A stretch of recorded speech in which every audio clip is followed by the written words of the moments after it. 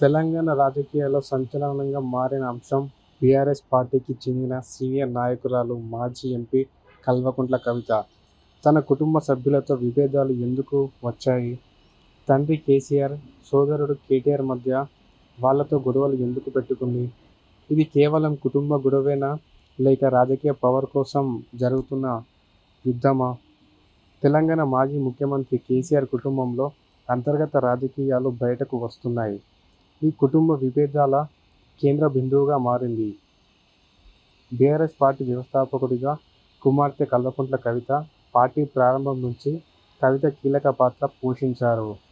తెలంగాణ ఉద్యమంలో, మహిళా విభాగం నిర్మాణంలో, జాగృతి సంస్థ ద్వారా కార్యక్రమంలో ముందున్నారు. కానీ 2019 లోక్సభ ఎన్నికల్లో ఓటమి తర్వాత పార్టీలో ఆమె ప్రాధాన్యత అనేది తగ్గుకుంటూ వచ్చింది.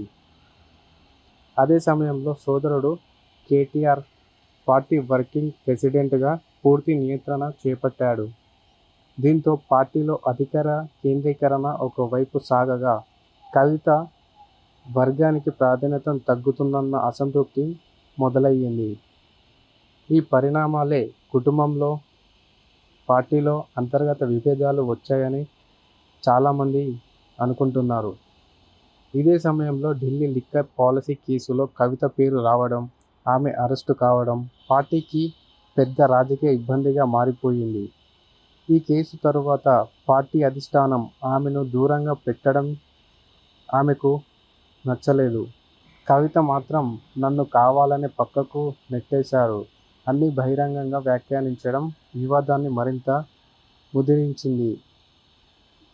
కవిత చేసిన కొన్ని వ్యాఖ్యలు తండ్రి కేసీఆర్కు, సోదరుడు కేటీఆర్కు నచ్చలేదు.